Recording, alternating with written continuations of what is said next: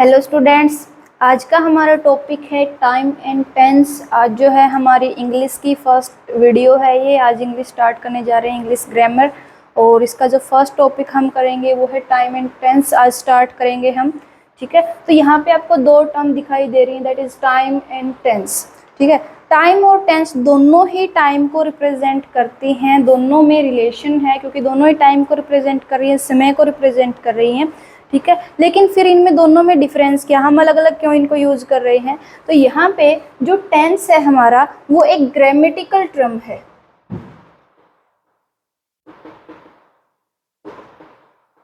और जो हमारे पास टाइम है वो एक नॉन ग्रामेटिकल टर्म है।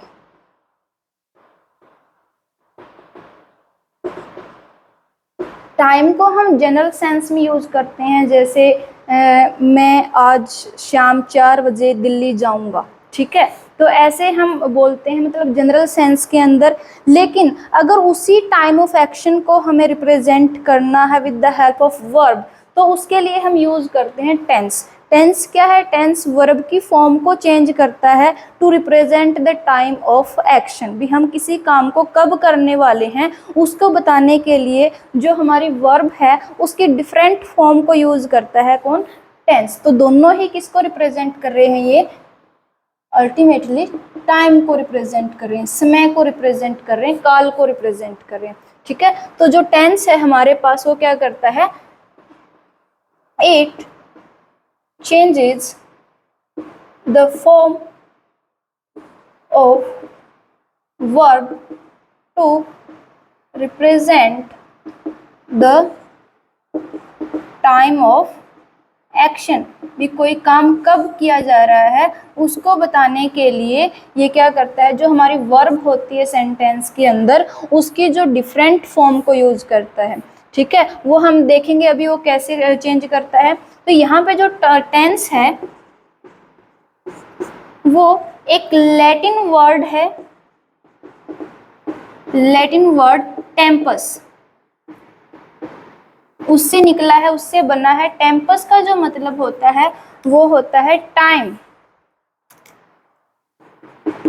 जो टेम्पस है हमारे पास इट रिप्रेजेंट टाइम। तो अल्टीमेटली क्या है, जो टेंस है वो किसको रिप्रेजेंट कर रहा है? टाइम को। तो जो टेम्पस है हमारे पास वो क्या है? एक लैटिन वर्ड है जो कि टाइम के लिए यूज किया जाता है, तो उसको हम बोलते हैं टेंस, ठीक है। टेम्पस से ही क्या बना है? टेंस बना है। तो यहाँ पे हम टेंस को करेंगे।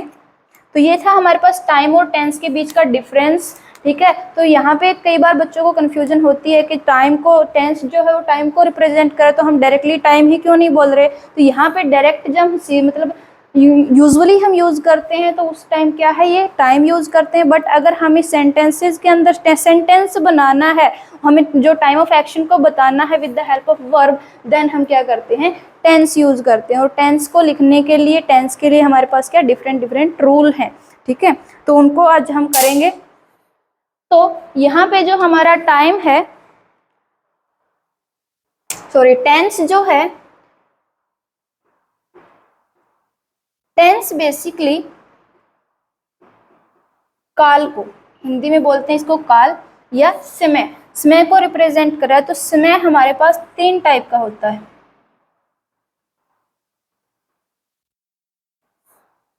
There are 3 types of time या टेंस। तो यहाँ पे हमारे पास फर्स्ट है पास्ट, नेक्स्ट है प्रेजेंट, और जो थर्ड है वो है फ्यूचर, ठीक है। तो यहाँ पे ये हमारे पास 3 टाइप्स ऑफ टेंसेस हैं। इसके अंदर देखो, पास्ट भूतकाल, मतलब जो टाइम जा चुका, जो टाइम बीत चुका, उसको रिप्रेजेंट करने के लिए, उसके भूतकाल में हमने कोई काम किया था तो उसको बताने के लिए हम कौन सा टेंस यूज करते हैं? उसके लिए यूज करते हैं पास्ट। नेक्स्ट, अभी आज हम टुडे क्या कर रहे हैं? प्रेजेंट जो टाइम चल रहा है इसमें हम क्या कर रहे हैं? उस काम को बताने के लिए, उस काम को दूसरे को समझाने के लिए कौन से टेंस का यूज करते हैं? वो प्रेजेंट। और अभी क्या है, हम फ्यूचर के लिए प्लानिंग करते हैं कि मैं फ्यूचर में ये करूँगा, मैं जो फ्यूचर में कल दिल्ली जाऊँगा, मैं सोमवार को जो है गाना लिखूंगा, ऐसे कोई मतलब जब फ्यूचर के हम प्लान को बताते हैं, फ्यूचर को हम के बारे में हम डिस्कस करते हैं, तो उसके लिए आने वाले समय के लिए जब हम काम को बताते भी आने वाले समय में हम ये काम करने वाले हैं, तो उसके लिए हम कौन सा टेंस यूज करते हैं, वो है फ्यूचर। तो पास्ट को हम बोलते हैं भूतकाल, प्रेजेंट टेंस को हम बोलते हैं वर्तमान काल, और फ्यूचर को हम बोलते हैं भविष्य काल। तो ये हमारे पास क्या है, 3 टाइप्स ऑफ टेंसेज हैं। पास्ट जो कि बीते हुए समय में जो काम हमने किया है उसको बताने के लिए, उसके बारे में बात करने के लिए यूज किया जाता है। प्रेजेंट जो अभी टाइम चल रहा है उसके लिए हम यूज करते हैं प्रेजेंट टेंस को, और जो आने वाले समय में हम करेंगे काम उसको बताने के लिए क्या यूज किया जाता है, फ्यूचर टेंस। तो ये हमारे पास 3 टेंसेज हैं। तो हर एक जो टेंस है, हर एक टेंस के आगे 4 टाइप हैं। तो यहाँ पे जो पास्ट है 4 टाइम है, मतलब वो डिपेंड कर रहा है जो काम हम बता रहे हैं, काम हम जो कर रहे, जो जिस काम के बारे में हम डिस्कस कर रहे हैं, वो काम हम अभी कर रहे हैं, वो हो चुका है या होने वाला है, तो उसके ऊपर डिपेंडेंट हमारे पास क्या है, जो 4 टाइप है फर्दर दिन टेंसेस के। तो यहाँ पे हमारे पास जो पास्ट है इसके फर्स्ट टाइप है पास्ट इंडेफिनिट टेंस। नेक्स्ट इसका टाइप है पास्ट कॉन्टिन्यूअस टेंस। थर्ड जो टाइप है हमारे पास वो है पास्ट परफेक्ट टेंस, और जो लास्ट है वो है पास्ट परफेक्ट कॉन्टिन्यूअस टेंस। ठीक है, तो ये हमारे पास क्या है, 4 टाइप हैं पास्ट टेंस की। ठीक है, ऐसे ही प्रेजेंट की 4 टाइप हैं, present indefinite tense, present continuous tense, present perfect tense और प्रेजेंट परफेक्ट कॉन्टिन्यूअस टेंस। ऐसे ही जो फ्यूचर है उसकी भी है हमारे पास 4 type, future indefinite tense, future continuous tense, future perfect tense और फ्यूचर परफेक्ट कॉन्टिन्यूअस टेंस। ठीक है, तो हर एक जो टेंस है हमारे पास उसकी फर्दर 4 टाइप है। तो 4 टाइप पास्ट टेंस की, 4 प्रेजेंट की और 4 फ्यूचर की। तो यहाँ से हमने देखा जो टेंस है दीज आर टोटल 12। तो यहाँ पे जो टेंस होते हैं हमारे पास टोटल कितने होते हैं, 12 टाइप के होते हैं, 12 होते हैं। ठीक है, यानी पास्ट के 4 हैं, प्रेजेंट के 4 हैं और फ्यूचर के 4 हैं। ठीक है, तो ये था हमारे टेंस का इंट्रोडक्शन। आज हम जो करेंगे वो है प्रेजेंट टेंस, और प्रेजेंट टेंस का भी जो फर्स्ट टाइप है that is present indefinite tense, उसके बारे में हम डिस्कस करेंगे कि उसमें हम उसको हम कब यूज़ करते हैं, उसकी पहचान क्या होती है। वर्ब, जैसे हमने देखा कि जो टेंस है वर्ब की फॉर्म को चेंज करता है, तो वर्ब की कौन सी फॉर्म उसमें यूज़ होगी। ठीक है, वो सारी की सारी जो चीज़ें हैं इस वीडियो के अंदर आज हम डिस्कस करेंगे। तो सबसे पहले अभी तक हमने क्या किया है, टाइम एंड टेंस के बीच का डिफरेंस समझा है कि टेंस होता क्या है, टाइम हम कब यूज़ करते हैं। ठीक है, और नेक्स्ट टेंस के जो टाइप है वो हमने देखे इसके अंदर। ठीक है, और फिर उस टाइप के फर्दर जो टाइप है वो हमने डिस्कस किए। तो उन टाइप्स में थे जो आज अपने पास प्रेजेंट टेंस है उसका first type that is present indefinite tense, वो आज हम यहाँ पे डिस्कस करेंगे।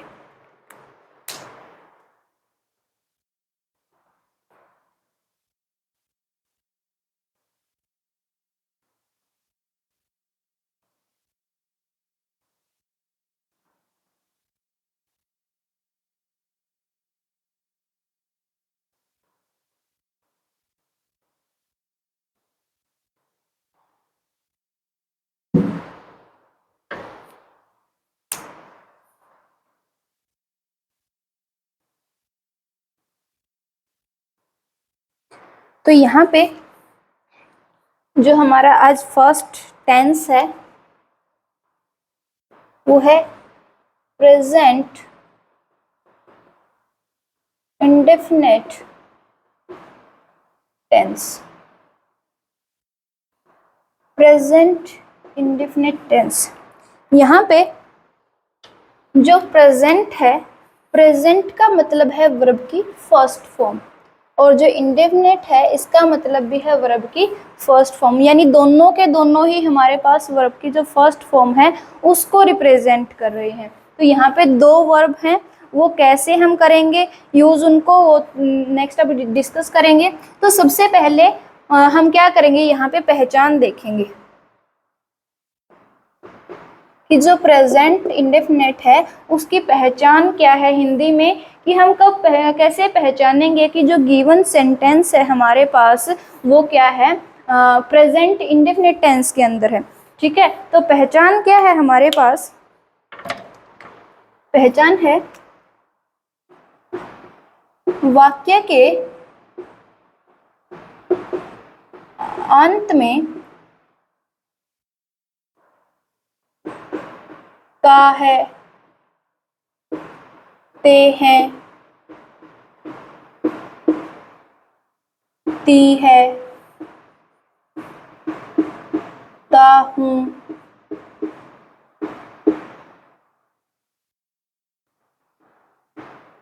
ती हूँ आदि आए। तो यदि हमारा जो वाक्य है हिंदी में, जो हमारे पास वाक्य गिवन है, उसके आखिर में, उसके अंत में ता है, ते हैं, ती है, ता हूँ, ती हूँ आदि आए, इनमें से कुछ आता है तो हम बोलेंगे कि वहाँ पे क्या है, प्रेजेंट इंडेफिनिट टेंस है। यहाँ पे एक चीज आपको ध्यान में रखनी है, जब हम प्रेजेंट टेंस की बात कर रहे हैं, चाहे वो प्रेजेंट इंडेफिनिट है, चाहे वो कॉन्टिन्यूस है, चाहे वो परफेक्ट है, चाहे वो परफेक्ट कॉन्टिन्यूस है, देन लास्ट में क्या होगा, है आएगा। यहाँ पे क्या आएगा, लास्ट में है आएगा, है या हूँ ये आएगा। तो यहाँ पे जो पेयरिंग वर्ड है, यहाँ पे जो पेयरिंग वर्ड है साथ में, जैसे यहाँ पे ता है, ठीक है, ते हैं, ती है, ता हूँ, ती हूँ, तो यहाँ पे मतलब जो पेयरिंग वर्ड है साथ में लगने वाला वो वेरी करेगा, वो चेंज होगा टेंस टू टेंस। ठीक है, तो नेक्स्ट इसकी जब हम टाइप डिस्कस करेंगे तो उनमें देखेंगे कि यहाँ पे जो लास्ट में है तो ऐसा कि वैसा ही है, लेकिन जो साथ वाला जो शब्द है वो चेंज हो रहा है, रहा है, चुका है, ऐसे बन रहा है। ठीक है, तो हम नेक्स्ट वीडियोज में डिस्कस करेंगे, आज सिर्फ हम जो प्रेजेंट इंडेफिनिट टेंस है इसको अच्छे से समझेंगे। अगर ये आपको समझ आ गया तो नेक्स्ट वाले जो टेंस होंगे वो आपके लिए काफ़ी इजी होंगे, तो ध्यान से इसको देखिएगा आप। तो यहाँ पे क्या है, सबसे पहले हमने पहचान कर ली कि वाक्य के अंत में जो हिंदी में हमारे पास वाक्य गिवन है तो उसके लास्ट में अगर ये शब्द आते हैं, ता, ते, ती, ता या ती हूँ, ऐसे जो शब्द आते हैं तो उनको हम क्या बोलते हैं, प्रेजेंट इंडेफिनिट टेंस बोलते हैं। ठीक है, अब जब प्रेजेंट इंडेफिनिट टेंस है उसके फर्दर 4 टाइप ऑफ सेंटेंस बनते हैं। देखो ये टेंस नहीं बोल रही मैं, ये सेंटेंस है। ठीक है, तो फर्दर 4 टाइप ऑफ सेंटेंस बनते हैं। फर्स्ट है सिंपल सेंटेंस, प्रेजेंट इंडेफिनिट का सिंपल सेंटेंस, या इसको अफर्मेटिव सेंटेंस भी बोलते हैं। तो यहाँ पे सिंपल सेंटेंस को बनाने के लिए हमारे पास क्या है, स्ट्रक्चर हम लिखेंगे सबसे पहले।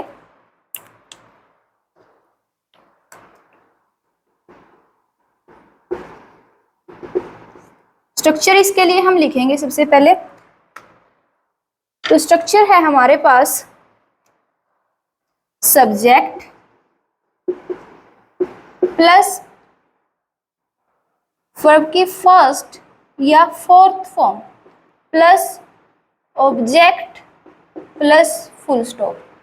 ठीक है, तो ये जो हमारे पास सिंपल सेंटेंस होता है प्रेजेंट इंडेफिनिट का, उसको बनाने का क्या है, स्ट्रक्चर है। तो सबसे पहले हमने पहचान देख ली। तो ऐसे में अगर सिंपल का मतलब क्या है, ना तो उसके अंदर कोई नहीं वगैरह आ रहा है, ना ही उसके अंदर कुछ क्वेश्चनिंग की जा रही क्या वगैरह आ रहा है। ठीक है, बिल्कुल सिंपल, जैसे राम स्कूल जाता है, मोहन खाना खाता है, ऐसे, तो इसको बोलते हैं हम सिंपल सेंटेंस। ठीक है, तो उसके बनाने के लिए हमारे पास क्या है, सब्जेक्ट प्लस वर्ब की फर्स्ट या फोर्थ फॉर्म प्लस ऑब्जेक्ट। अब यहाँ पे देखो वर्ब की 2 फॉर्म यूज हो रही हैं, एक फर्स्ट एक फोर्थ। सबसे पहले तो यहाँ पे जो मैं वर्ब लिख रही हूँ दैट मीन मेन वर्ब, जो सेंटेंस में हमारी रिक्वायरमेंट है, जो जिससे हमें पता चलेगा कि वो क्या काम कर रहा है, ठीक है, वो काम, तो उसके लिए हमारे पास क्या है, वो उसको बोलते हैं हम मेन वर्ब। तो यहाँ पे मेन वर्ब की दो फॉर्म हम यूज करेंगे, आइदर वर्ब की फर्स्ट फॉर्म और वर्ब की फोर्थ फॉर्म। तो यहाँ पे देखो फर्स्ट फॉर्म से तो सब सारे के सारे मतलब नोन है कि क्या होता है, बट वर्ब की फोर्थ फॉर्म को कैसे लिखेंगे इसमें थोड़ा कंफ्यूजन होता है। तो यहाँ पे होगा क्या, वर्ब की फर्स्ट फॉर्म के साथ एस या ईएस लगा के जो बनता है उसको हम बोलते हैं वर्ब की फोर्थ फॉर्म। जैसे गो, गो क्या है, वर्ब की फर्स्ट फॉर्म है। अब इसके साथ क्या करेंगे, ईएस लगा देंगे, तो ये बन जाएगा गोज, ये बन गई वर्ब की फोर्थ फॉर्म। वर्ब की फर्स्ट फॉर्म प्लस एस या ईएस, एस या ईएस मतलब इन दोनों में से एक ही लगेगा, आइदर एस लगेगा और ईएस लगेगा। तो यहाँ पे हमने क्या लगा दिया, ईएस लगा दिया, और जो लगने के बाद हमारे पास एक जो नई फॉर्म बनी उसको हम बोलते हैं वर्ब की फोर्थ फॉर्म, ठीक है। तो अब हमें कैसे पता चलेगा कि जो वर्ब की फर्स्ट फॉर्म है उसके साथ एस कब लगेगा और ईएस कब लगेगा, तो उसके लिए हमारे पास रूल है,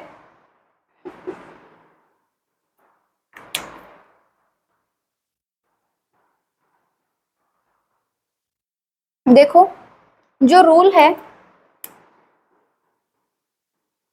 उसमें क्या है, अगर जो हमारी वर्ब है इसका जो लास्ट अक्षर है, लास्ट लेटर है, वो एस है, वो डबल एस है, वो एस एच है, वो सी एच है, वो टी एच है, या एक्स है, या ओ है, अगर इनमें से कोई है एटसेट्रा, अगर हमारी जो वर्ब है उसका जो लास्ट अक्षर है, लास्ट लेटर जो है या पेयर ऑफ लेटर है वो आइदर एस है, या एस डबल एच है, या एस एच है, या सी एच है, या टी एच है, या एक्स है, ओ है, या जेड है, और एटसेट्रा, इनके अलावा भी कुछ हो सकता है, तो मेनली यही, ठीक है। तो ये अगर हैं तो उनके साथ हम क्या लगाएंगे, देन हम यूज करेंगे ई एस। जैसे कैच, कैच में क्या है, कैच का मतलब पकड़ना, सी एच लास्ट में क्या है, सी एच, तो इसके साथ हम क्या लगाएंगे, ई एस, और ये बन जाएगा कैचेज। अब जैसे गो का ही हमने किया है, गो के लास्ट में क्या था, ओ, तो हमने क्या यूज किया, ई एस, और ये बन गया गोज। लेकिन इफ जो हमारी वर्ब है उसका लास्ट लेटर या pair of letter other than these है, मतलब इनसे अलावा कुछ है, देन हम क्या यूज करेंगे, अदर देन द अबो, मतलब ऊपर वाले लेटर से अलग है अगर हमारी वर्ब का जो लास्ट लेटर, देन हम क्या यूज करेंगे, एस, और हम बनाएंगे फोर्थ फॉर्म। लाइक जैसे प्ले, अब प्ले में क्या है लास्ट वाई, अब इनके अंदर वाई हमने नहीं लिखा, दैट मीन्स इसके साथ क्या होगा, एस यूज होगा, तो एस हम यूज करेंगे और ये बन जाएगा प्लेज। जैसे राइट, तो यहाँ पे देखो राइट में लास्ट में क्या है, ई, इनके अंदर नहीं लिखा, दैट मीन्स इसके साथ क्या यूज होगा, एस, तो इसके साथ एस लगाएंगे और ये बन जाएगा राइट्स, ठीक है। तो ये है वर्ब की फर्स्ट फॉर्म से फोर्थ फॉर्म बनाने का रूल, कि अगर हमारे पास लास्ट जो लेटर है या पेयर ऑफ लेटर है इनमें से कोई है तो हम ई एस लगाएंगे और वर्ब की फोर्थ फॉर्म बनाएंगे, अगर इनसे अलावा कुछ आ रहा है लास्ट में तो देन हम क्या लगाएंगे, एस लगाएंगे और वर्ब की फोर्थ फॉर्म बनाएंगे, ठीक है। ये एग्जाम्पल भी हमने किए हैं साथ में, तो ऐसे हम वर्ब की फर्स्ट फॉर्म से फोर्थ फॉर्म बनाएंगे। तो जो हमारा प्रेजेंट टेंस इंडेफिनेट टेंस का सिंपल सेंटेंस है, यहाँ पे हमारी वर्ब की दो फॉर्म यूज होंगी, या तो वर्ब की फर्स्ट फॉर्म या तो वर्ब की फोर्थ फॉर्म। देखो एक सेंटेंस में एक ही वर्ब की फॉर्म यूज होगी, आइदर फर्स्ट फॉर्म और फोर्थ फॉर्म, वो डिपेंड करता है हमारे सब्जेक्ट के ऊपर, ठीक है। तो इसको हम डिस्कस करेंगे अभी कि वर्ब की फर्स्ट फॉर्म कब यूज करेंगे और फोर्थ फॉर्म कब यूज करेंगे।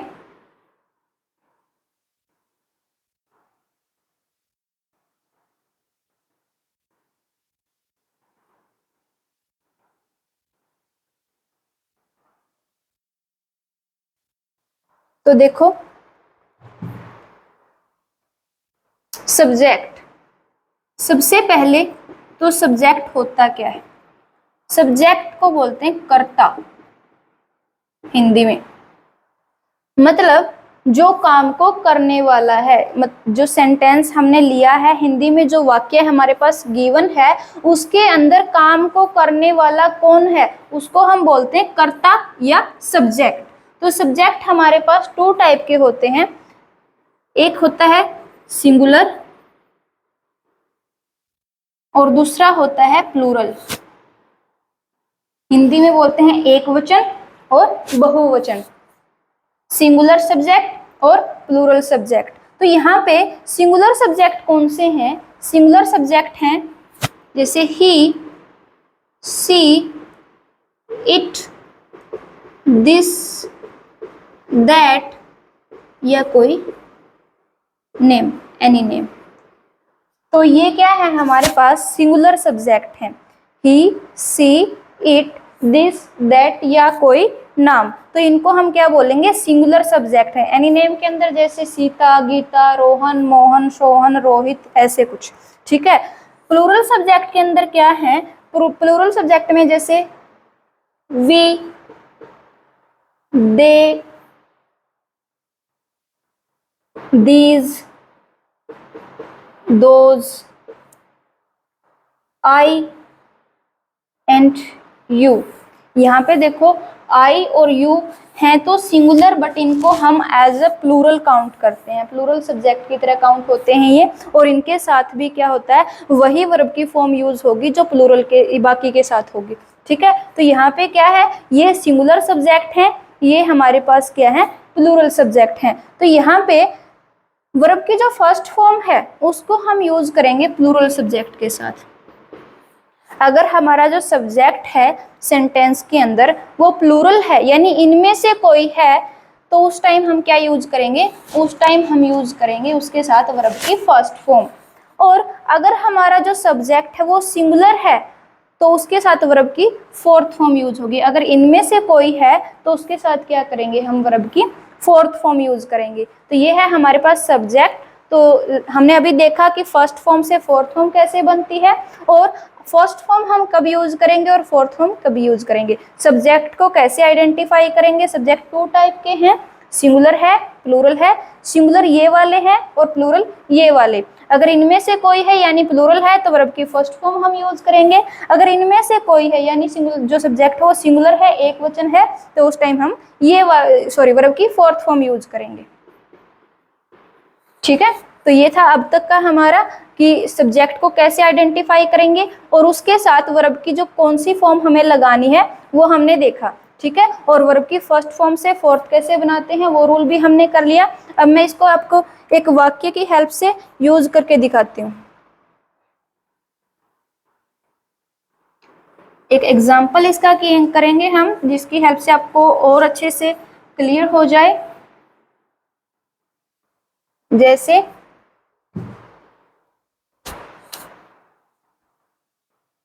सबसे पहले मैं सिंगुलर सब्जेक्ट वाला ले रही हूं, जैसे राम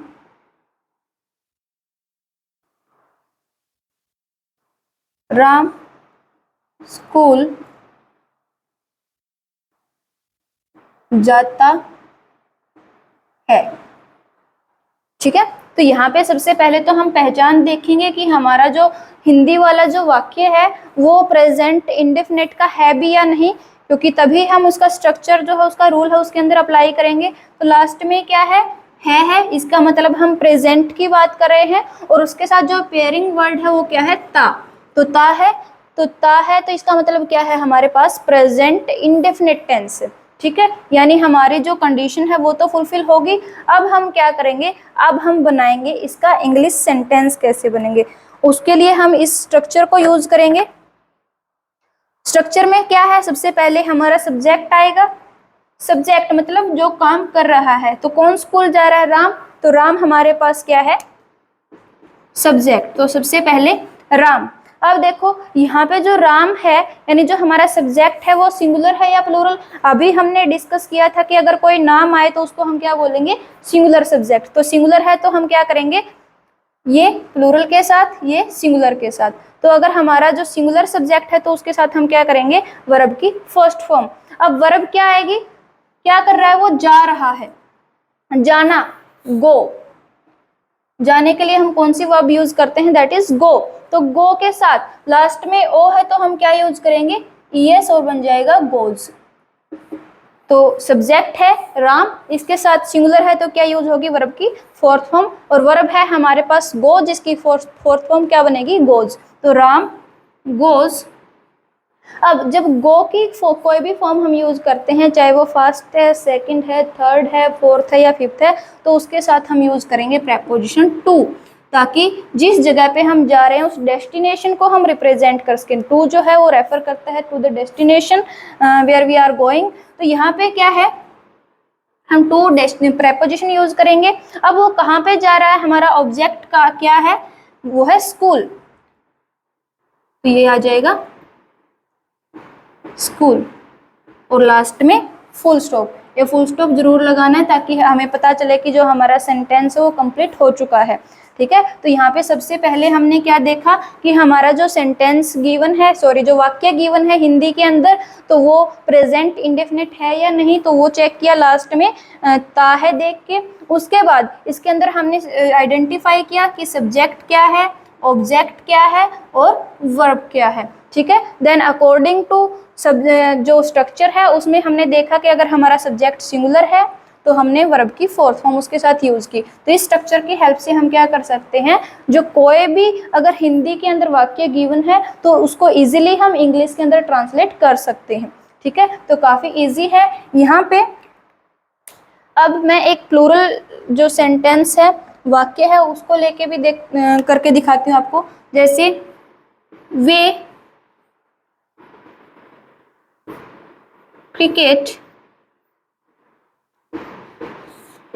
खेलते हैं, वे क्रिकेट खेलते हैं। तो यहाँ पे सबसे पहले तो वही हम पहचान देखेंगे कि वाक्य के अंत में क्या होना चाहिए, इनमें से कोई। तो लास्ट में क्या है, ते हैं।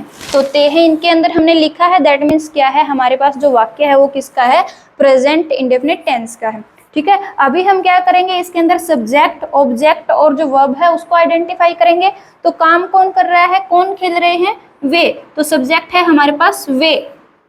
अब वो क्या खेल रहे हैं, क्या काम कर रहे हैं, वो है ऑब्जेक्ट। क्रिकेट खेल रहे हैं तो वो है हमारे पास ऑब्जेक्ट। नेक्स्ट, अब क्या कर रहे हैं, वो खेल रहे हैं। क्या खेल रहे हैं, क्या का मतलब वो ऑब्जेक्ट है। कौन, जो हमें कौन का जवाब देगा तो वो सब्जेक्ट है। क्या का जो आंसर करेगा वो ऑब्जेक्ट है। और वो क्या कर रहे हैं, जो हमें काम के बारे में बताएगा वो क्या है, हमारे पास वर्ब। तो ये क्या है, काम जो बताएगा वो वर्ब। तो क्या कर रहे हैं, वो खेल रहे हैं, तो ये वर्ब है। क्या खेल रहे हैं, यानी क्या का जो आंसर कर रहा है वो ऑब्जेक्ट है, क्रिकेट खेल रहे हैं। कौन खेल रहे हैं, वे, ये हमारे पास सब्जेक्ट है। तो ऐसे हम सब्जेक्ट, ऑब्जेक्ट और वर्ब को आइडेंटिफाई करेंगे। अब यहाँ पे हम स्ट्रक्चर के अंदर इसको रखने से पहले हम देखेंगे कि जो सब्जेक्ट है वो हमारे पास सिंगुलर है या प्लूरल है। तो वे यानी मोर देन वन से हम की बात कर रहे हैं, वो दो भी हो सकते हैं, वो 2, 3 या पूरी एक टीम हो सकती है। तो यानी एक नहीं है, वो हमारे पास एक नहीं होना चाहिए। अगर एक से ज्यादा है, चाहे वो 2 हैं चाहे वो 3 हैं, तो उसके लिए हम क्या यूज करेंगे, उसके लिए उसको हम बोलेंगे प्लूरल सब्जेक्ट। तो उसके लिए हम प्लूरल वाला जो स्ट्रक्चर है वो यूज करेंगे। तो सबसे पहले हम सब्जेक्ट लिखेंगे, दैट इज दे। अब क्या कर रहे हैं, वर्ब, खेल रहे हैं, तो वर्ब। तो अगर प्लूरल है तो हम क्या करेंगे, वर्ब की फर्स्ट फॉर्म, खेलना मतलब प्ले,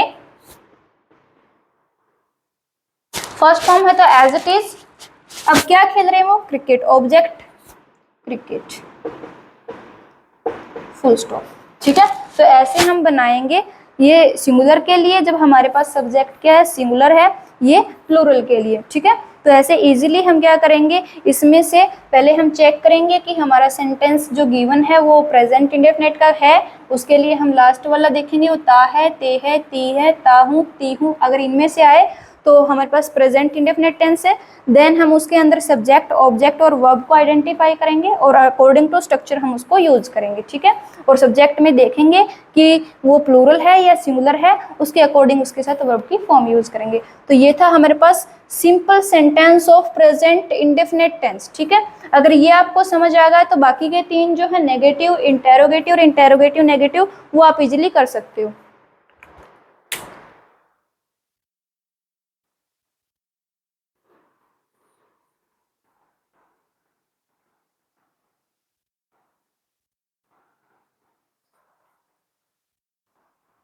तो यहाँ पे जो नेक्स्ट हमारे पास टाइप है प्रेजेंट इंडेफिनिट टेंस की, वो है नेगेटिव सेंटेंस।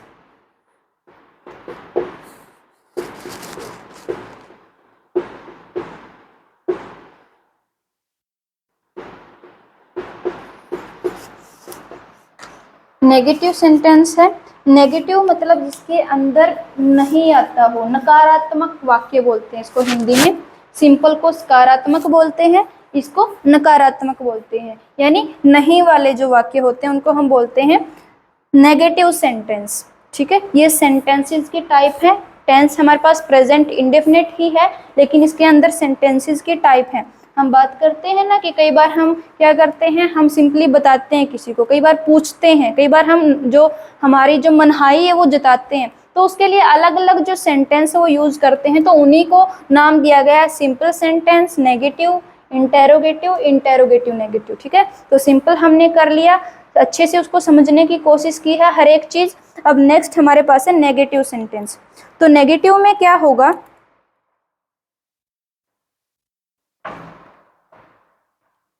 इसका पहले हम स्ट्रक्चर करेंगे।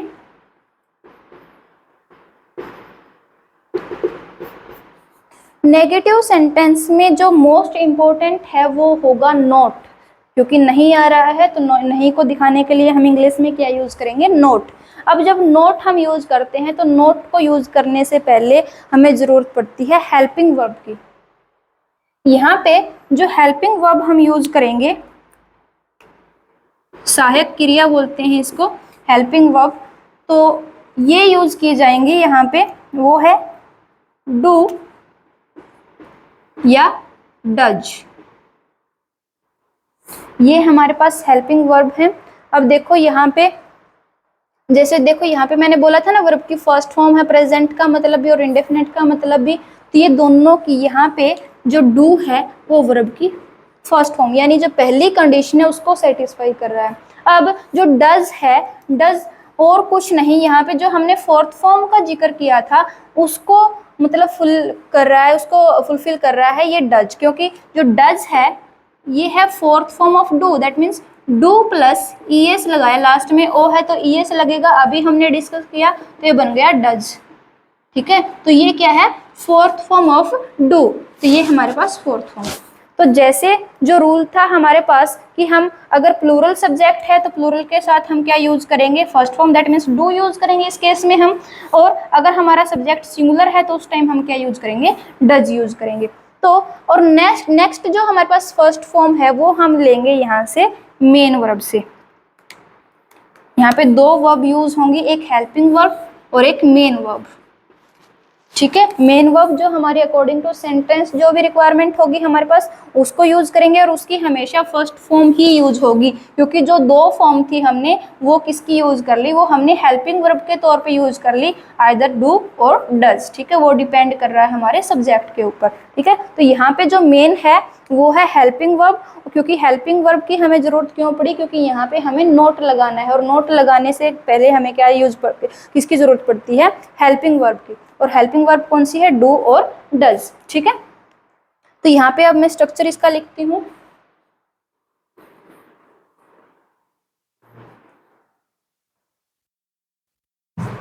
तो स्ट्रक्चर जो है हमारा वो है सब्जेक्ट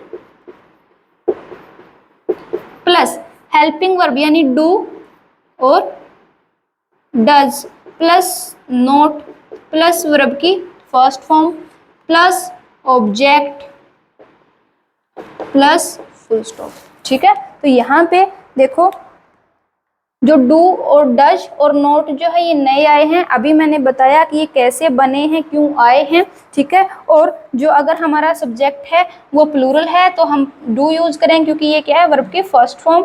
अगर हमारा सब्जेक्ट सिंगुलर है तो उस टाइम हम डज यूज करें क्योंकि ये वर्ब की फोर्थ फॉर्म, ठीक है। और साथ में नॉट और मेन वर्ब की फर्स्ट फॉर्म हम यूज करेंगे अकॉर्डिंग टू सेंटेंस, ठीक है, कि वो क्या कर रहा है। तो ये है हमारे पास इसका। अभी हम क्या करेंगे, सब्जेक्ट कैसे आइडेंटिफाई करेंगे वो हमने डिस्कस कर लिया। तो इसका मैं अब सेंटेंस बना के दिखाऊंगी आपको। जैसे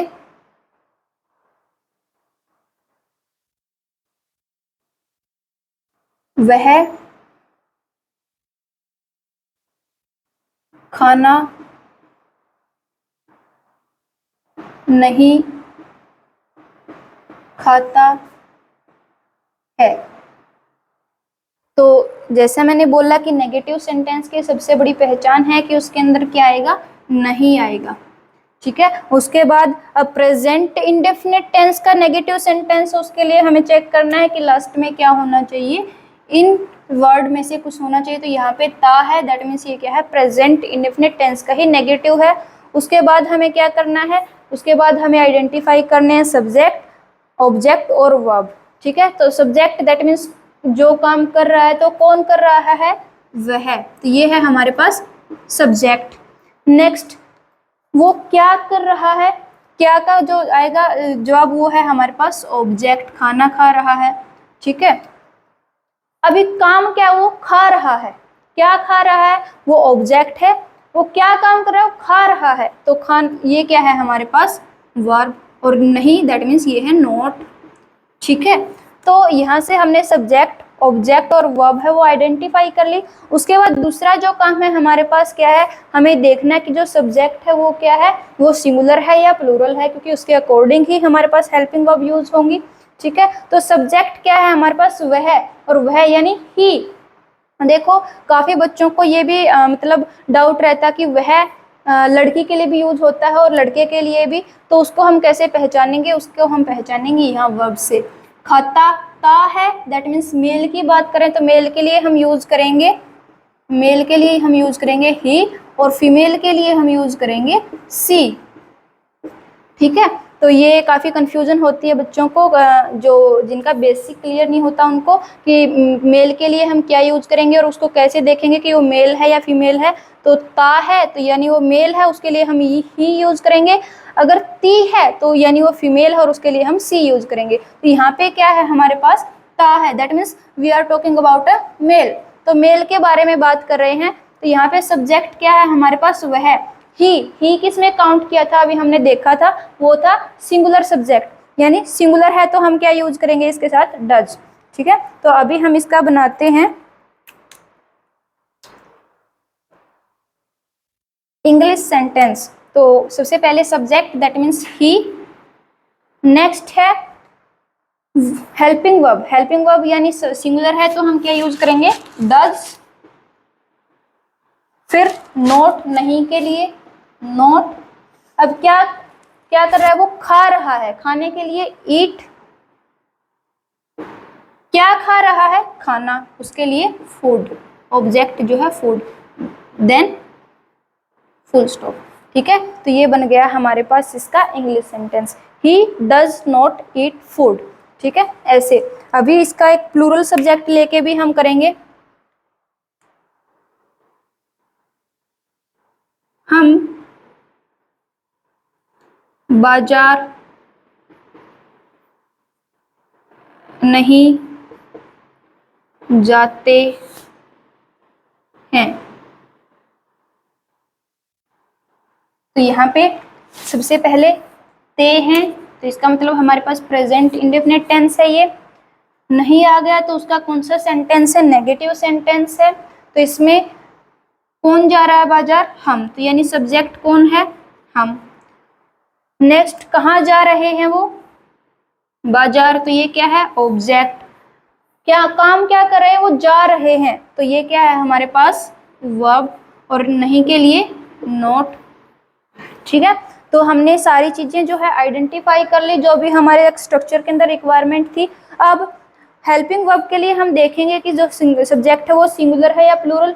तो हम यानी वी, और वी हमने किस में काउंट किया था, प्लूरल के अंदर। तो प्लूरल है तो हम क्या यूज करेंगे, डू।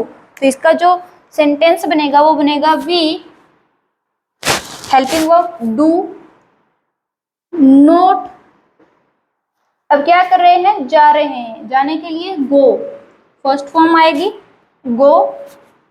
अब जैसा मैंने बोला था अभी थोड़ी देर पहले ही कि गो की कोई भी फॉर्म उसके लिए उसके साथ हम क्या यूज करेंगे, to preposition, to refer the destination. Destination को बताने के लिए गो टू, कहाँ पे जा रहे हैं, बाजार, टू मार्केट, फुल स्टॉप। तो ये बन जाएगा हमारे पास इसका इंग्लिश सेंटेंस। ठीक है, तो ऐसे हम इजीली किसी भी सेंटेंस को हम क्या कर सकते हैं, इंग्लिश में ट्रांसलेट कर सकते हैं। ठीक है, और यहाँ पे अगर हमें बताना, अगर हमारे पास इंग्लिश सेंटेंस ही गिवन है और उसमें हमें देख के बताना है कि वो प्रेजेंट इंडेफिनिट का है या नहीं है, तो कैसे करेंगे। पहली चीज उसमें हमें देखना है कि वो सेंटेंस किस टाइप का है, वो सिंपल है, नेगेटिव है, इंटेरोगेटिव है, इंटेरोगेटिव नेगेटिव है। ठीक है, तो अगर नहीं आ रहा है तो वो क्या है, नेगेटिव है, नोट मिलेगा उसके अंदर। ठीक है, उसके बाद हमें क्या करना है, उसके बाद अब नोट वाले में क्या है, हमारे पास हेल्पिंग वर्ब आ गई। हेल्पिंग वर्ब है, अगर हमारे सब्जेक्ट के साथ डू या डज में से कोई भी हेल्पिंग वर्ब लगी है, दैट मीन्स वो क्या है, प्रेजेंट इंडेफिनिट का है। अगर वो सिंपल है, इसका मतलब वहां पे नोट तो मिलेगा नहीं, तब हमें क्या करना है, तब हमें चेक करना है वर्ब की फॉर्म। अगर हमारा जो सब्जेक्ट है उसके साथ वर्ब की फर्स्ट फॉर्म लगी है तो हमारे पास, और उसके साथ कोई हेल्पिंग वर्ब नहीं है, तो उसकी क्या है, वो प्रेजेंट इंडेफिनिट है, और सब्जेक्ट क्या है हमारे पास, प्लूरल है उसके अंदर। अगर फोर्थ फॉर्म लगी है तो, और उसके साथ कोई मतलब हेल्पिंग वर्ब नहीं है, फोर्थ फॉर्म के साथ कोई हेल्पिंग वर्ब नहीं आती, तो ये क्या है हमारे पास, प्रेजेंट इंडेफिनिट टेंस का। ठीक है, तो अगर सिंपल है तो हमें वर्ब की फॉर्म ये चेक करनी है कि वो वर्ब की कौन सी फॉर्म उसके साथ लगी है। अगर फर्स्ट या फोर्थ में से कोई है और साथ में कोई हेल्पिंग वर्ब नहीं है तो वो प्रेजेंट इंडेफिनिट है।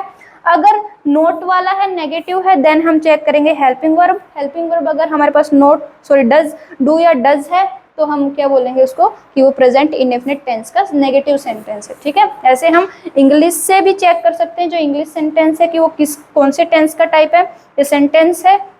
नेक्स्ट हिंदी से हम इजीली उसका इंग्लिश भी बना सकते हैं।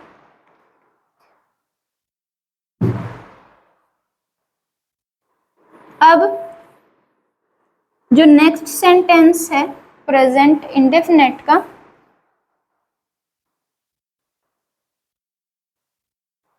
वो है हमारे पास इंटेरोगेटिव।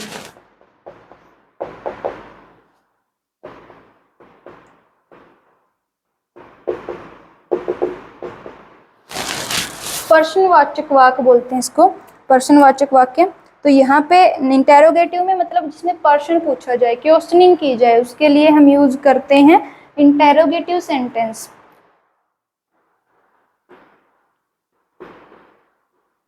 तो इसके लिए जो स्ट्रक्चर बनेगा यहाँ पे नेगेटिव की तरह ही है, बस इसके अंदर होगा क्या, दो चीजें चेंज होगी। एक तो इसमें से नोट गायब हो जाएगा, और दूसरी चीज क्या है, जो सब्जेक्ट और जो हेल्पिंग वर्ब है वो एक दूसरे के साथ जो पोजीशन है, अपनी जगह है, वो क्या कर लेंगे, एक्सचेंज कर लेंगे। यानी सब्जेक्ट की जगह पे हेल्पिंग वर्ब और हेल्पिंग वर्ब की जगह पे सब्जेक्ट आ जाएगा। ठीक है, तो यहाँ पे फर्स्ट आ जाएगा, अगर हम स्ट्रक्चर करें इसका,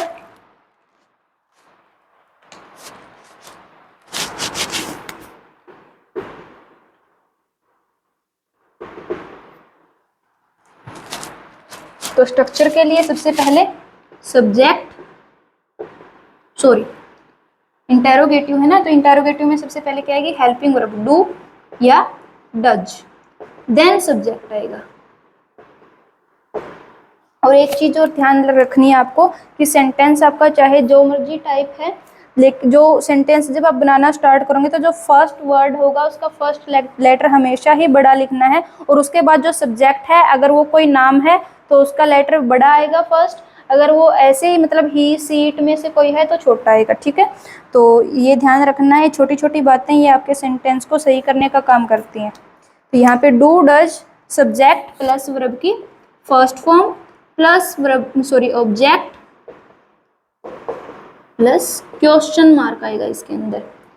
ठीक है, क्योंकि जब हम पर्सन पूछते हैं तो लास्ट में क्या होता है, क्वेश्चन मार्क। तो ये है हमारे पास इंटेरोगेटिव सेंटेंस। तो इसका अभी हम देखो हेल्पिंग वर्ब कब कौन सी यूज होगी, सब्जेक्ट को कैसे आइडेंटिफाई करेंगे, ये हमने सीख लिया। तो डायरेक्ट मैं यहाँ पे आपको एक जो वाक्य है उसको ट्रांसलेट करके दिखाऊंगी। तो वाक्य है, क्या वह कपड़े धोती है, क्वेश्चन मार्क। क्या वह कपड़े धोती है, तो ती है, इसका मतलब क्या है, प्रेजेंट इंडेफिनिट टेंस का ये इंटेरोगेटिव है क्योंकि स्टार्टिंग में क्या है, क्या।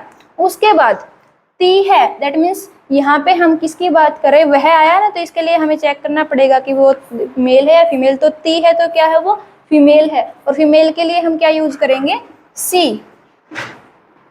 ठीक है, तो यहाँ पे काम कौन कर रहा है, वह, तो ये सब्जेक्ट है। क्या धो रही है वो, कपड़े, तो ये ऑब्जेक्ट है। काम क्या करिए, धो रही है, ये क्या है, वर्ब है। ठीक है, तो ये अभी हम इसको चेंज करेंगे, इंग्लिश में ट्रांसलेट करेंगे। तो सबसे पहले हमें क्या करना है, हेल्पिंग वर्ब। तो सब्जेक्ट हमारा क्या है, सिंगुलर है, तो सिंगुलर के लिए डज, तो डज। उसके बाद वह क्या है, फीमेल है, तो उसके लिए सी, तो डज सी। सी यहाँ पे कोई नाम नहीं है, तो इसका देखो जो फर्स्ट लेटर है मैंने छोटा लिखा है। अब वह की जगह अगर मैं बोल दूँ यहाँ पे कोई भी सीता गीता ऐसे, तो उसके पहले जो फर्स्ट अक्षर आएगा वो क्या आएगा, बड़ा आएगा। तो डज सी, धोना मतलब वॉश, वर्ब की फर्स्ट फॉर्म।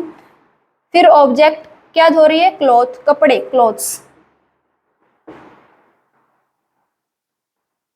ठीक है, तो देन क्वेश्चन मार्क। तो डज सी वॉश क्लॉथ्स, ये बन गया हमारे पास इंटेरोगेटिव। अब यहाँ पे मैं एक प्लूरल का लेके भी दिखाती हूँ आपको, जैसे क्या तुम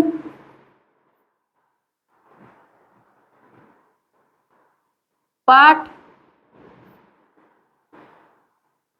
पढ़ते हो,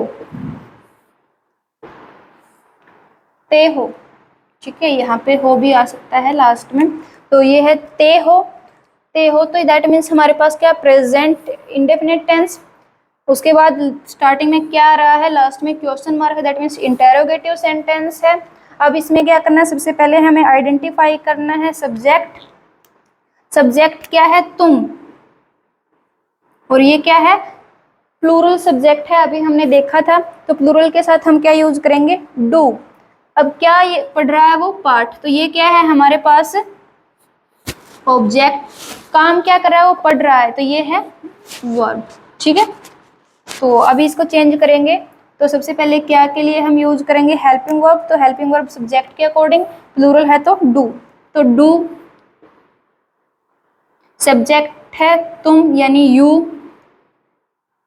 वर्ब है पढ़ना यानी वर्ब की फर्स्ट फॉर्म रीड। अब क्या पढ़ रहा है वो, पाठ, lesson. Then question mark, do you read lesson. ठीक है, ऐसे। नेक्स्ट जो है हमारे पास, ये हो गया इंटेरोगेटिव सेंटेंस। देखो हर एक जो सेंटेंस के मैंने दोनों ही सिंगुलर और प्लूरल सब्जेक्ट के साथ आपको करवाया है। ठीक है, और हर एक चीज यहाँ अच्छे से बिल्कुल आराम से आपको समझाई है, तो अच्छे से कीजिएगा। क्योंकि अगर ये सेंटेंस आपको आ गए, ये जो पहला जो प्रेजेंट इंडेफिनिट अगर आपको आ गया, तो आगे के सारे सेंटेंसेस जो हैं हर एक टेंस के, वो आपको इजी लगेंगे।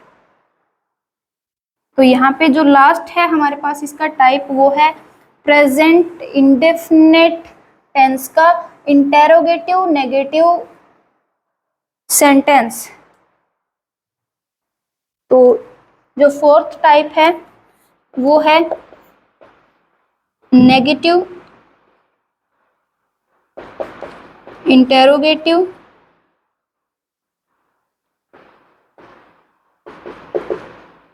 सेंटेंस। तो इसमें क्या भी मिलेगा और नहीं भी मिलेगा। ठीक है, दोनों ही मिलेंगे। तो इसके लिए स्ट्रक्चर हमारे पास है, इंटेरोगेटिव है तो क्या करेंगे, हेल्पिंग वर्ब फर्स्ट आएगी। तो यहाँ पे हम लिखेंगे पहले helping verb, that is do या डज, फिर सब्जेक्ट है, फिर देखो यहाँ पे अब नेगेटिव के लिए हमें क्या यूज किया था, नेगेटिव के लिए हमने यूज किया था यहाँ पे नोट, तो नोट आ जाएगा, नोट अपनी थर्ड पोजीशन पे ही आएगा। सिर्फ अगर इंटेरोगेटिव है तो क्या करेंगे, जो हेल्पिंग वर्ब और सब्जेक्ट ही एक दूसरे के साथ जगह चेंज करेंगे, नोट वही मिलेगा। अगर सिंपल इंटेरोगेटिव है तो नोट यहाँ से गायब हो जाएगा, वो नहीं मिलेगा। अगर नेगेटिव इंटेरोगेटिव देन वो यहाँ पे थर्ड पोजीशन पे ही आएगा। फिर वर्ब की first form, then object, then question mark. ठीक है, तो ये है हमारे पास स्ट्रक्चर। अभी हम इसका एक सेंटेंस करेंगे। सेंटेंस है, क्या मैं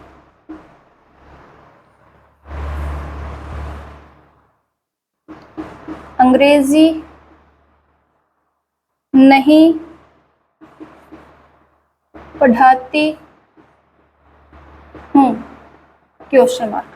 ठीक है, तो यहाँ पे लास्ट में क्या है, ती हूँ, that means present indefinite tense है। क्या आ गया, दैट मीन्स इंटेरोगेटिव है, और साथ में नहीं आ गया तो ये क्या है, नेगेटिव भी है। तो जब दोनों आए तो उसको बोलते हैं नेगेटिव इंटेरोगेटिव सेंटेंस। ठीक है, तो हमने पहले चेक कर लिया कि नेगेटिव इंटेरोगेटिव सेंटेंस है या नहीं, और वो भी किसका, प्रेजेंट इंडेफिनिट टेंस का। ठीक है, अब नेक्स्ट हमें क्या करना है, यहाँ पे सब्जेक्ट, ऑब्जेक्ट और वर्ब आइडेंटिफाई करने हैं। तो यहाँ पे कौन पढ़ा रहा है, यहाँ पे बात किसकी हो रही है, मैं, यानी सब्जेक्ट क्या है, मैं। अब क्या पढ़ा रही है, वो है अंग्रेजी, दैट मीन्स ऑब्जेक्ट क्या है, अंग्रेजी। काम क्या कर रही है, पढ़ा रही है, पढ़ाना, दैट मीन्स वर्ब, टीच। तो यहाँ पे हमारे पास वर्ब भी आ गया, सब्जेक्ट भी, ऑब्जेक्ट भी, और नहीं के लिए नोट। ठीक है, तो इसको हम इंग्लिश में ट्रांसलेट करेंगे। तो सबसे पहले हम देखेंगे कि जो सब्जेक्ट है वो क्या है हमारे पास, सिंगुलर है या प्लूरल। तो मैं, दैट मीन्स आई, आई अभी हमने देखा था कि आई कैसा सब्जेक्ट है, वो प्लूरल सब्जेक्ट है। ठीक है, तो इसके लिए हम पहले क्या यूज करेंगे, डू। तो डू आई, आई अगर पहले स्टार्टिंग में यूज हो तब भी, अगर बीच में यूज हो तब भी इसको हम कैपिटल ही लिखते हैं। तो डू आई। अभी वर्ब की यहाँ पे सॉरी नोट, क्योंकि नेगेटिव है तो नोट। देन वर्ब की फर्स्ट फॉर्म, पढ़ाना, एक होता है पढ़ना, यानी जब हम सेल्फ स्टडी करें तो देन हम यूज करते हैं रीड। एक होता है पढ़ाना, जब हम दूसरों को पढ़ा रहे हैं, दूसरों को बता रहे हैं, देन हम यूज करते हैं टीच। तो आई, डू आई नोट टीच। अभी क्या टीच नहीं कर रही है वो, अंग्रेजी, तो अंग्रेजी को बोलेंगे English. Do I not teach English, ऐसे। ठीक है, अभी एक सिंगुलर सब्जेक्ट के साथ करते हैं। क्या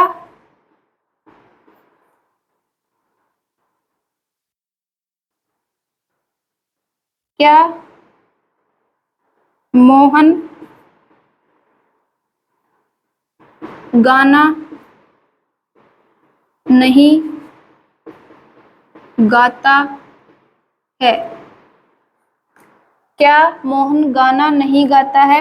तो यहाँ पे सबसे पहले लास्ट में ता है, दैट मीन्स क्या है हमारे पास, प्रेजेंट इंडेफिनिट टेंस है। उसके बाद अब इसका सेंटेंस क्या है, स्टार्टिंग में क्या है, तो इंटेरोगेटिव है, और नहीं भी आया है तो क्या है, नेगेटिव भी है। तो दोनों के लिए हम यूज करेंगे नेगेटिव इंटेरोगेटिव सेंटेंस है ये। अब इसमें सब्जेक्ट कौन है, कौन गाना नहीं गा रहा है, मोहन, तो ये क्या है, सब्जेक्ट। क्या नहीं गा रहा है वो, गाना, तो ये क्या है, ऑब्जेक्ट। क्या काम नहीं कर रहा है, गा नहीं रहा है, दैट मीन्स वर्ब, और नहीं के लिए नोट। ठीक है, तो अभी जो हमारा सब्जेक्ट है वो हमें चेक करना है सिंगुलर है या प्लूरल। तो मोहन क्या है, सिंगुलर सब्जेक्ट है, एनी नेम के अंदर आ गया ना, तो एनी नेम को हम क्या बोलते हैं, सिंगुलर सब्जेक्ट। तो यहाँ पे सिंगुलर के साथ हम क्या यूज करेंगे, डज। तो स्टार्टिंग में हेल्पिंग वर्ब आएगी तो क्या आएगी, डज। अभी मोहन, मोहन क्योंकि नाम है तो नाम का पहला अक्षर क्या होगा, बड़ा, तो मोहन। नेक्स्ट क्या आएगा, नोट, सब्जेक्ट के बाद। फिर वर्ब की फर्स्ट फॉर्म, गाना, that means sing. Does Mohan not sing, क्या नहीं गा रहा है वो, सॉन्ग, गाना मतलब song, sing song question mark, does Mohan not sing song, ठीक है ऐसे।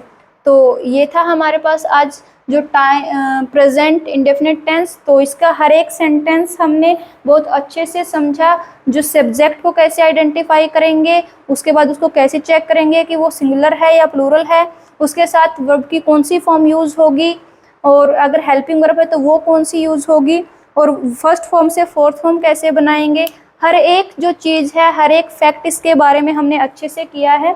तो उम्मीद है आज आपको ये जो प्रेजेंट इंडेफिनिट टेंस है, इसके सारे सेंटेंसेस, इसके सारे के सारे जो कंडीशंस वो आपको अच्छे से समझ आई होंगी। और अभी नेक्स्ट जब आप कभी भी इसको करोगे तो आपको हेल्पफुल रहेगी ये वीडियो। तो मिलते हैं नेक्स्ट वीडियो में नेक्स्ट टेंस के साथ। उसमें हम करेंगे प्रेजेंट कॉन्टिन्यूस टेंस को, उसको भी ऐसे ही अच्छे से बिल्कुल हर एक चीज़ को हम समझेंगे, और जो आपके डाउट हैं, आपकी जो प्रॉब्लम्स हैं, उनको सॉल्व करने की कोशिश करेंगे। ठीक है, तो तब तक के लिए थैंक यू।